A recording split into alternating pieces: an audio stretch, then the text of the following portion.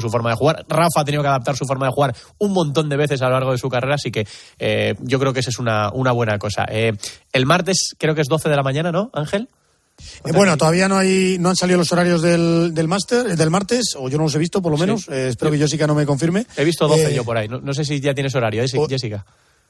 Que yo sepa, aún no están confirmados, es que porque creo que puede haber cambios. No, por eso te digo, porque suelen cambiar a última hora retocar algunas cosas, y entre otras cosas porque hay que esperar a que mañana no haya ningún susto con la lluvia ni con nada, y no se retrasen algunos partidos. Pero bueno, que va a debutar el martes y que no creo que le importe mucho esperar una hora arriba, una hora abajo, con tal de saltear a esa hierba perfecta que está. Además, a principio de semana todas las pistas están perfectas. Te da igual en la que juegues, que todas están de maravilla. Jessica, pues muchísima suerte. Eres un orgullo para el tenis español, para la gente de tu tierra, por supuesto, pero para toda España.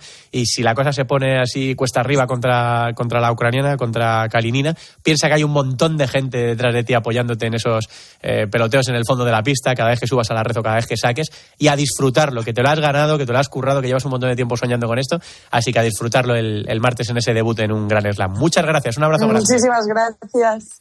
Jessica Bouzas es nuestra protagonista hoy, casi para cerrar este tramo final de tiempo de juego. 20 años, desde los 12 fuera de casa, muchísimo esfuerzo por parte de su familia, muchísimo sacrificio, y ahí está, a las puertas, Ángel, de debutar en un Grand Slam. Qué grande. Y esta es una de las que llega, que hay historias exactamente iguales que se quedan por el camino, te contaría mil. O sea, la cantidad de veces que he oído, que luego, por ejemplo, con Alcaraz se ha confirmado, viene un chico buenísimo que va a ser la leche, y no acabas viéndole en la élite nunca, pues vamos, si me hubiesen dado €1 por cada una, igual ahora era millonario. De hecho, la mayoría. Bueno, cuéntale rápidamente a la gente, Ángel, esto empieza mañana, debuta Bouzas el martes, debuta Alcaraz el martes.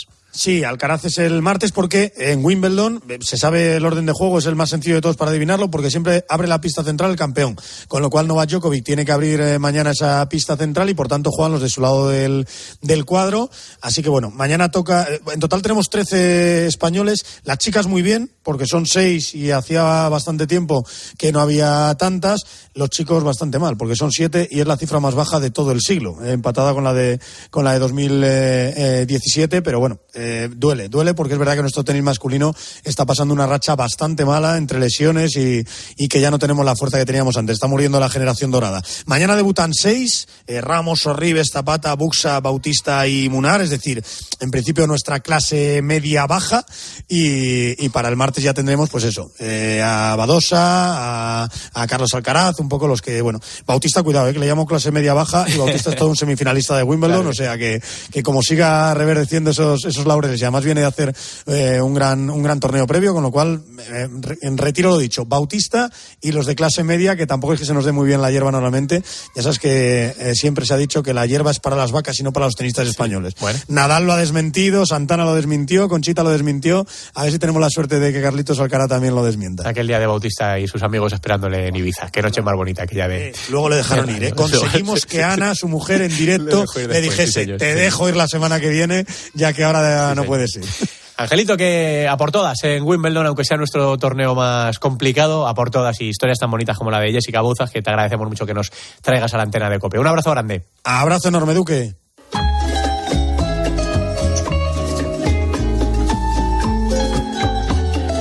Pues así se ha escrito la historia de este tiempo de juego, de este tramo final de tiempo de juego del domingo 2 de julio. Mañana vuelve la programación deportiva de la cadena COPE, gracias a Álvaro Madrid, que ha estado capitaneando a todo el equipo de producción, con Javi Gómez, con Guillo Díaz, con Dani Blánquez, con Cris Bejarano, con María Panades y con Alex Gomar, y a Quique Gómez, que ha hecho que todo esto suene a las mil maravillas. Gracias a todos por estar ahí, que descansen, buenas noches. Tiempo de juego en COPE, un año más, el número 1 del deporte.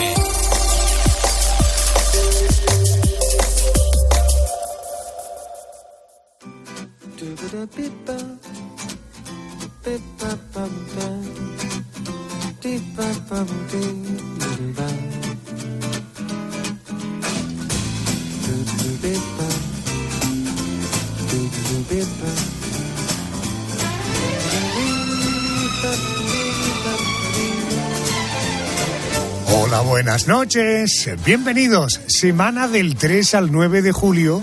Ya sabes que el objetivo del programa, nuestra ambición, es hacer un programa de radio básicamente para que te entretengas, que te podamos acompañar a estas horas de la madrugada. En la realización está el supermanitas del programa, Javier Campos. bonito. Esto es Sara Malikian, ¿no? Voglio vederti danzare come i dervish turner che bonita copla de Franco Battiato.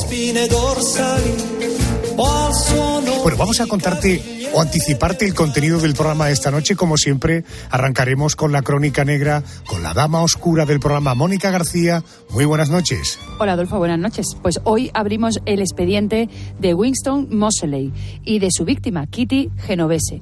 Estamos ante una historia terrible, Adolfo, porque fue motivo incluso de estudio. Esta joven fue asesinada mientras eran testigo 38 vecinos que miraban por las ventanas. Nadie hizo nada. Si alguno de aquellos vecinos la hubieran ayudado, en unos días, el 7 de julio, Kitty Genovese hubiera cumplido 88 años. De ahí se derivó una consecuencia jurídica, lo que se dio en llamar el síndrome del espectador. 1, 2, 3. Luego llegaremos al boletín de las 2, 1 en Canarias, y a partir de esa hora, querida Yolanda Guirado, nuestro especial de esta noche. Buenas noches. Buenas noches, Adolfo. Pues podría decirte que el especial que más he disfrutado esta temporada. Esta noche vamos a hablar de los veranos de antes. Quisiera ser el eco de tu voz para poder estar cerca de ti. Qué maravilla los veranos de antes, los veraneos, ¿verdad?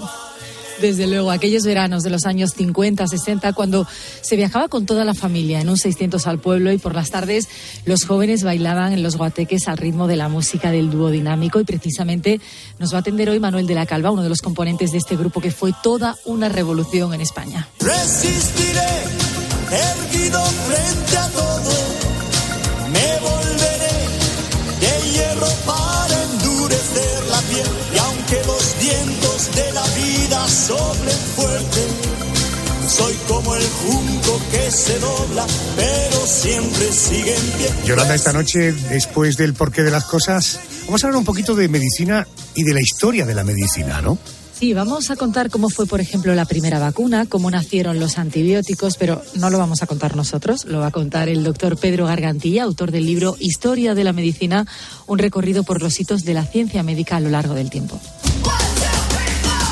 El Daddy de Question del programa, el compañero que nos anticipa lo que va a ser el contenido después del boletín de las 3, 2 en Canarias. Él es el gran Pedro González. Buenas noches. Gracias por lo de buenas noches. Sabemos que los cocodrilos son peligrosos, que son como dinosaurios vivientes y que hacen algo parecido a llorar, pero ¿por qué hablamos de llorar lágrimas de cocodrilo? ¿Por qué? ¿Por qué? ¿Por qué? Eso del cocodrilo me recuerda a mí un chiste. What? Me recuerda un chiste. ¿Qué era? ¿Cuál? Dos señores que se encuentran en una de esas peleas de perros son ilegales. Sí, hombre, sí. Es mítico, ¿verdad? Sí. Se encuentran allí en la pelea y entonces aparece uno con un pitbull y el otro aparece con un chihuahua. Entonces echan a los dos a pelear y el chihuahua hace y de un bocado se come al pitbull. Dice, pero por favor, si me ha costado 4.000 euros poner en forma al pitbull. Y dice, tú no sabes lo que me ha costado, mira, cirugía estética del cocodrilo. Era un cocodrilo. Disfrazado de chihuahua. Bueno, cuéntame, más por qué. Mira, más animaladas. ¿Por qué? Tú imagínate, te dicen, píntame un mono comiendo. ¿Qué pondrías que se está comiendo el mono? ¿Un plátano? No, pues no señor. Pues no señor. Todo el mundo dice, los plátanos se los comen los monos. Pues no señor. Los monos comen otras cosas que no son plátanos. ¿Por qué siempre pensamos que los monos comen plátano? ¿Y los monos no comen plátano? No, comen otras cosas. No me fastidies. Sí. Algunos se comerán, digo yo, ¿no? Eso lo vamos a averiguar luego en el porqué de las cosas. Oyentes del programa, por ejemplo, en las redes sociales. Por ejemplo, en Facebook, José Frías dice, buenas noches y enhorabuena por el programa. ¿Habrá novedades para la próxima temporada? No te quepa la menor duda.com. Pues ya está. Y un WhatsApp de audio de una oyente que dice esto. Hola, soy Sonia. Quería daros la enhorabuena por el programa. La pena es que me voy de vacaciones y me lo voy a perder en directo durante unas semanas. Pero cuando vuelva me descargaré los podcasts. Gracias. Efectivamente. En la página web del programa, www.cope.es, ahí buscas el programa La Noche de Arjona y vas a tener todos los contenidos si te vas de vacaciones y naturalmente te apetece luego oír alguna de estas cosas. Esta sintonía es para darle las buenas noches al Memorias. Andrés García, muy buenas noches. ¿Qué tal, Arjona? Muy buenas noches. Pues efectivamente vamos a hacer memoria. ¿Con qué objetivo? Pues con el objetivo de poner a prueba la percepción del tiempo que tienen nuestros oyentes ante acontecimientos ocurridos hace una semana como esta, pero hace justo un año. Por ejemplo, ¿qué pasaba? Que Joaquín todo el mundo lo conoce, jugador del Betis que se ha despedido esta temporada. Eso no hace un año, ¿no? Hace un año que dijo que iba a firmar una temporada más. Exactamente, esta ha sido la definitiva, la que acaba de terminar, partidazo homenaje que se le jugó en el Villamarín, pero bueno, hace un año el Betis anunciaba su renovación un año más. Entonces, aprovechando eso, y yo sé que Pedro se ha venido arriba y que a ti te gustan los chistes, vamos a escuchar un chistecito de Joaquín, venga. Seguro que no había salido en su vida. Y llegó a la discoteca queriendo ligar y con la música y se acercó a una rubia y todo el mundo lo echaba para el lado y vio a uno así enchaquetado bailando con todas. Dice, a este me voy a acercar. Dice que este tiene pinta de ligón. Y se acercó y vio como le dijo a una de las chicas que había allí. Dice, rubia, dime un número del 1 al 5. Y le dice ella, el 3.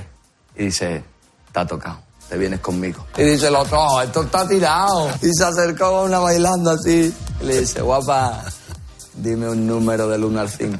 Y le dice esta, el 2. Se caga con la más por uno. Bueno, pues este Joaquín, figura dentro y fuera del terreno de juego, será una de las cosas que recordaremos que sucedían hace una semana, justo como esta, pero de hace un año. Bueno, venga, vamos a la crónica negra esta noche, interesantísima. ¿Conoces el síndrome del espectador? Venga, vamos a la crónica negra. Esta es una semana que en la historia de la crónica negra se escribió un escalofriante suceso.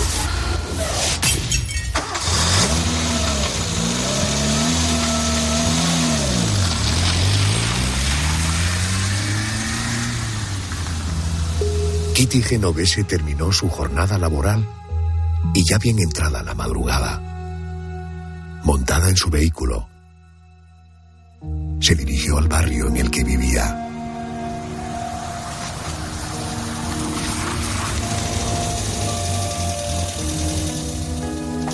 Aparcó, salió del coche y comenzó a caminar hacia el portal. De pronto se dio cuenta que una sombra le seguía. Era un hombre que andaba agazapado, escondido en la penumbra. Kitty, temiendo por su vida, corrió hacia una cabina telefónica para contactar con la comisaría de policía. Pero el desconocido fue más rápido y la abordó a mitad de camino. La cuchilló en la espalda y en el abdomen.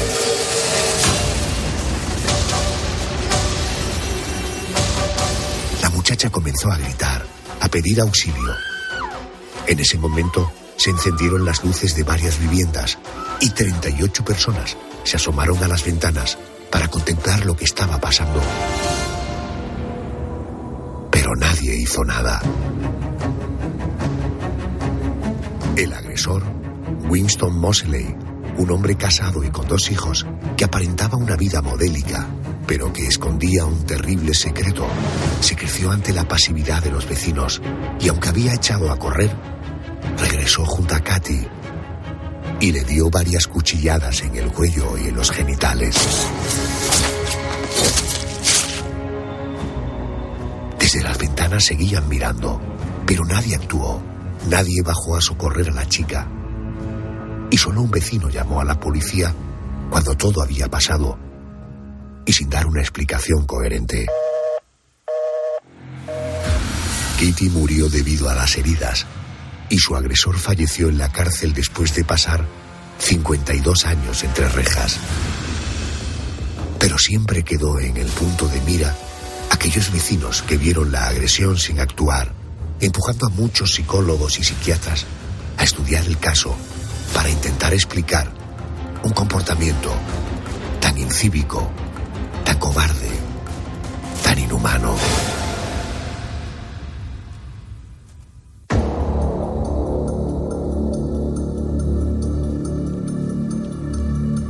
El próximo 7 de julio se cumplen 88 años del nacimiento de Kitty Genovese, la víctima de Winston Moseley. Nuestro expediente de esta noche es un punto y aparte en el campo de la criminología. Se trata de un solo asesinato, pero de un asesinato que marcó un antes y un después en los Estados Unidos y que sacó a la luz la pasividad de algunos testigos ante la visión de un crimen. Todo ello ha provocado controversias y el nacimiento de un término en el que luego vamos a profundizar: el síndrome genovese. Ese término conocido como efecto espectador o síndrome genovese ocurre cuando hay personas incapaces de actuar ante una situación de emergencia porque no tienen a una figura autoritaria que les indique lo que tienen que hacer. Quiero saludar a Miriam González. Ella es psicóloga especialista en emergencias. Señora González, muy buenas noches y bienvenida a COPE. Muy buenas noches y muchas gracias por vuestra invitación. ¿Realmente ante la falta de una figura que genere autoridad es normal que el testigo anule la empatía ante el sufrimiento de los demás? A ver, no es que el testigo anule la empatía, ¿vale? Y también tenemos que diferenciar entre un testigo activo y un testigo pasivo. ¿Vale? Tenemos testigos activos, que son los que van a prestar esa ayuda, por ejemplo, en un accidente de tráfico, ¿no? Los primeros en llegar que prestan la ayuda, y ese testigo pasivo, que somos el resto de vehículos que vamos detrás y frenamos cuando llegamos a la altura del vehículo accidentado y miramos, ¿vale? Entonces, no siempre sucede. ¿Cuándo sucede este efecto del espectador? ¿Vale? Y ahí tenemos múltiples situaciones. Pues a veces sucede por miedo. El propio testigo tiene miedo. ¿Y qué entra ahí a intervenir? Nuestra parte más primitiva del cerebro, y nos pone a un buen recaudo, ¿no? Nos pone a salvo. Y nos dice, vamos a pararnos, vamos a no actuar por una falsa protección, a lo mejor. Pero nuestro circuito del mecanismo del miedo, nuestro circuito cerebral, nos impide actuar en ese momento. Incluso podría ser instintivo, en el sentido del instinto de la supervivencia, ¿no? No me quiero meter en ese lío por supervivencia, ¿no? Claro, no me quiero meter en ese lío por supervivencia. Si vemos el mundo animal, lo utilizan, ¿no? No me meto en ese lío, me quedo inmóvil, como si fuese una piedra, para evitar que me ataquen. ¿Vale? Y entonces, fíjate qué curioso, ¿no? Con este fenómeno que se bautizó, ¿no?, como el efecto del espectador en los años 70, tras el asesinato de Kitty. Cómo el ser humano, además, tiene algo que también se conoció, ¿no?, y se etiquetó o bautizó, ¿vale?, como difusión de responsabilidad. Mira, cuando una persona está presente ante un escenario, pues, como el que estamos hablando esta noche. Yo soy el único espectador o espectadora y tengo a la víctima delante. El porcentaje de respuesta se situó en el 85%. Cuando hay una víctima y dos espectadores, el porcentaje de personas que atendieron a esa situación fue el 62%. Pero cuando ya somos 3 personas y una sola víctima, el porcentaje de ayuda descendió al 31%. Correcto. ¿Vale? Contra más personas estemos, menos ayuda vamos a proporcionar o a facilitar. Oiga, déjeme de todos modos, porque en el caso de Kitty Genovese hubo un testigo que llega a poner la radio en voz alta para no escuchar los gritos. En su condición de psicóloga, ¿cómo tipificaría a este individuo? Pues le podemos tipificar como una persona un poco egoísta, ¿no? Porque una cosa, todos podemos diferenciar si un grito es de auxilio o de que algo me está pasando, o si un grito es de que mis vecinos del bloque de enfrente están haciendo una fiesta. Entonces, esa situación de, ante este sonido, yo miro a otro lado, es un poco egoísta. Pero déjenme que les diga una cosa. Ante estas situaciones, que nos parecen situaciones magnánimes y que nunca nos van a pasar, vamos a hablar de otras situaciones que seguro que todos hemos hablado y que todos hemos escuchado en medios de comunicación, en nuestras casas, y miramos a otro lado. Por ejemplo, hablamos muchísimo del bullying. Y cuando la agresión es una agresión verbal o una agresión gestual, ¿cuántos de nosotros y nosotras miramos hacia otro lado?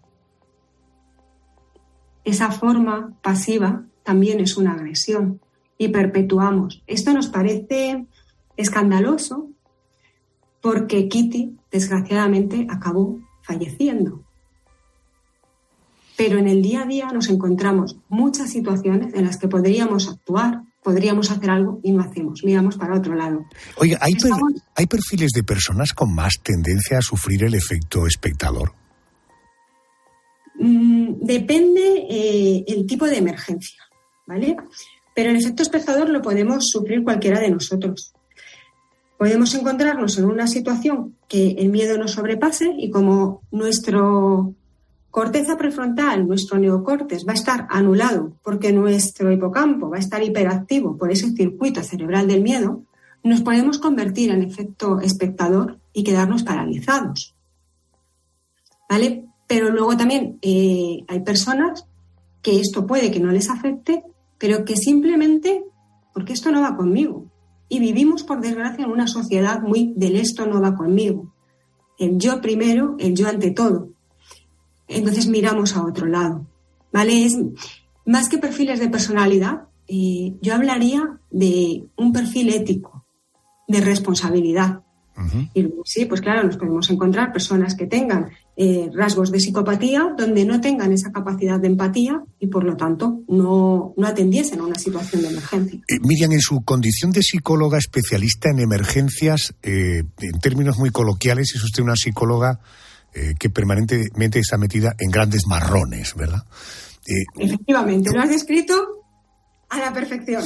Por tanto, en esa condición de psicóloga tendente a meterse en grandes marrones, ¿usted cree que usted, si presenciara un hecho de este tipo, estoy hablando de una hipótesis, oiga, depende de las circunstancias, dependerá de muchas cosas, pero conociéndose como usted se conoce, usted no tendría, en usted no se provocaría el efecto espectador por estar muy habituada a enfangarse en situaciones extremadamente complicadas? Mira, Adolfo, acaba de dar en la clave de dos cosas. Como estoy muy acostumbrada a estar en marrones y estar enfangada, estoy también entrenada. Entonces estoy acostumbrada ante un estímulo negativo producir una respuesta, casi de manera automática. Y me ha pasado, me ha sucedido esta situación sin ser en un momento en el que yo esté activada por servicios, sino paseando por la calle. Me ha pasado varias veces, además. Paseando por la calle, yendo con el coche, yendo con familiares, incluso con mis propios familiares, ¿no? Tener que actuar y que reaccionar, ¿no? De una manera contundente en situaciones graves. Entonces, efectivamente, yo ahí sí que tengo ya un mecanismo automatizado de poder dar una respuesta. Y no me ha pasado el efecto espectador. Entiendo. Algunos especialistas en psicología que estudiaron el caso dijeron que aquel comportamiento fue fruto de la negación del afecto, un shock que les había dejado bloqueados y sin capacidad de actuar. Otros dijeron que los ciudadanos estadounidenses estaban tan acostumbrados a consumir violencia en televisión a través de pelis y de series que no tenían capacidad en ocasiones de distinguir entre lo que es real y lo que es ficción. En todo caso, hoy estamos conociendo un poco más el efecto espectador. Miriam González, gracias por estar con nosotros y muy buenas noches. Muchas gracias a todos. Es llamativa la pasividad de los vecinos ante una situación así. La agresión no duró menos de media hora y en todo ese tiempo nadie intentó hacer nada. Y hay que tener en cuenta que la agresión se produjo en 3 partes, un tiempo suficiente para que alguien hubiera ayudado a Kitty. En una investigación posterior, se supo que fueron al menos 38 los testigos que vieron y oyeron la agresión sin hacer nada. Es más, solamente uno de ellos, y justo cuando el asesino huyó definitivamente, llamó a la policía para avisar del crimen. Cuando llegó la ambulancia ya era tarde. Kitty estaba viva, pero moribunda. Falleció de camino al hospital. Sería interesante conocer las implicaciones legales de un suceso como el ocurrido en el barrio de Kitty Genovese, porque ¿es un delito el no socorrer a una víctima en un caso similar? ¿O se podría considerar solamente una manera de salvaguardar la propia integridad? Ana Olalde es profesora de Derecho Penal de la Universidad CEU San Pablo. Ana, buenas noches y bienvenida a la cadena COPE. Hola, Adolfo, buenas noches. Profesora, ¿en qué circunstancias se incurre en el delito de omisión del deber de socorro? Pues bueno, la omisión del deber de socorro es un delito de creación relativamente reciente en comparación con otros delitos, ¿no? Se incorporó al Código Penal en 1951 y se introdujo también otro tipo que también hay que tener en cuenta, que es el de impedir determinados delitos o ponerlo en conocimiento de la autoridad. Y ambos preceptos tienen características similares. El delito de omisión del deber de socorro sucede cuando la víctima, en primer lugar, se encuentra desamparada y en un peligro manifiesto grave, y lo que penaliza el Código Penal es no prestar ese auxilio necesario para evitar o disminuir el peligro para la vida o la integridad física de una persona en concreto. Oiga, ¿y hay excepciones cuando la vida del testigo podría estar en peligro si se interpone entre la víctima y el agresor? Por supuesto, de hecho es que el propio Código Penal nos dice que cuando que tenemos que prestar ese auxilio siempre y cuando podamos hacerlo sin riesgo propio o para terceros. Por lo tanto, si la vida del testigo está en peligro, desde luego no se tiene obligación de actuar. En todo caso, si se incurre en el delito de omisión del deber de socorro, ¿a qué penas, a qué condenas nos estamos exponiendo? Pues depende, porque hay varios subtipos, pero el del tipo al que nos estamos refiriendo sería una pena de multa de 3 a 12 meses. En una situación como la de la muerte de Kitty Genovese, una chica apuñalada en mitad de la calle ante la mirada de 38 testigos que no movieron ni un pelo, ¿usted considera que en ese caso habría delito? Tendríamos que ver el caso en concreto, porque claro, hasta qué punto consideramos que se puede intervenir en un apuñalamiento sin riesgo, ¿no?, para la vida propia de terceros. En todo caso, sería más bien el auxilio posterior más que intervenir en el propio delito, lo que estaría penado por el Código Penal. A pesar de que solo es un tipo el que apuñala y hay 38 personas mirando, quiere decir que si actuaran más de una, probablemente el riesgo disminuiría, digo, por parte del testigo frente al agresor, ¿no? Claro, es un caso desde luego muy interesante. Habría que valorarlo, ¿no? ¿Cuál es la disminución del riesgo? Y, por supuesto, a nivel ético se debería de intervenir, ¿no? Y prestar auxilio a cualquier víctima que lo necesite. Otra cosa sería si se cumplirían con los requisitos que se exigen en este artículo 195. Profesora Olalde, gracias y muy buenas noches. Muchas gracias. A ti, adiós, buenas noches. Buenas noches, buenas noches.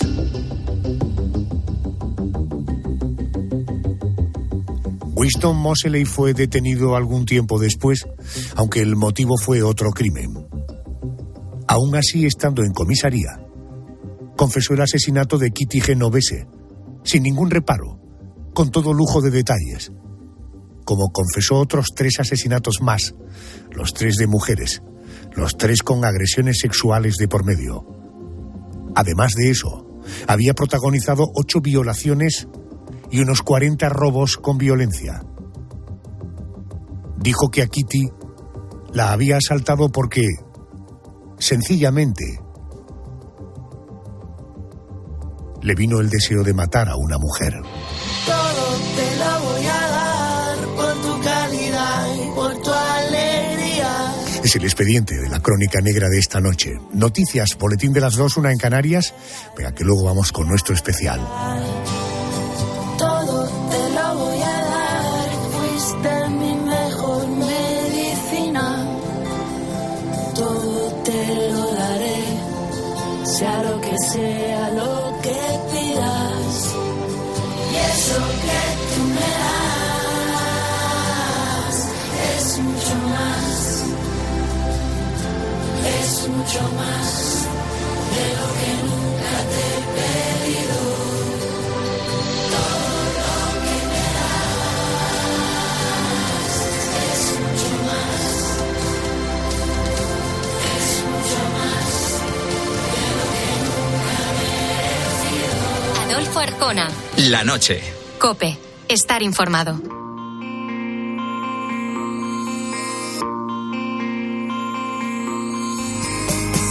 ¿Cómo hablar si cada parte de mi mente es tuya?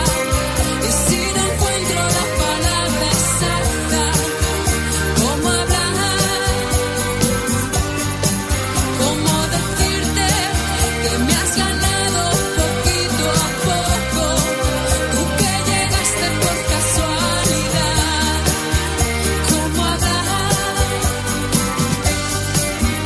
Como un pájaro de fuego que se muere en tus manos, un trozo